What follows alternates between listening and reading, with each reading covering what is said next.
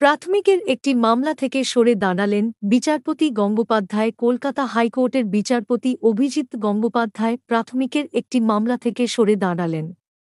পঞ্চম শ্রেণীকে প্রাথমিক বিভাগের অন্তর্ভুক্ত করা হোক, এই মর্মে একটি মামলা দায়ের করা হয়েছিল বিচারপতি গঙ্গোপাধ্যায়ের বেঞ্চে। সেই মামলা থেকেই সরে দাঁড়ানোর সিদ্ধান্ত নিলেন বিচারপতি অভিজিৎ গঙ্গোপাধ্যায়। কী নিয়ে মামলা? মামলাকারীদের তরফে জানানো হয়, রাজ্য সরকারের একাধিক হাইস্কুলে পঞ্চম শ্রেণীর পঠন-পাঠন হয়ে থাকে। কেন্দ্রীয় শিক্ষা অধিকার আইন অনুযায়ী ২ নম্বর ধারার অন্তর্গত উপধারায় বলা আছে, প্রথম থেকে পঞ্চম শ্রেণী পর্যন্ত শিক্ষক নিয়োগের জন্য নির্দিষ্ট একটি পরীক্ষা হবে।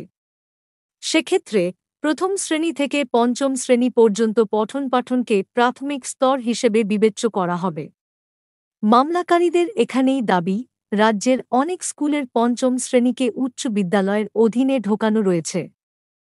যদিও কেন্দ্রের নিয়ম অনুযায়ী প্রথম থেকে পঞ্চম শ্রেণীর শিক্ষক নিয়োগের জন্য রাজ্য সরকার টেট পরীক্ষা নেয়।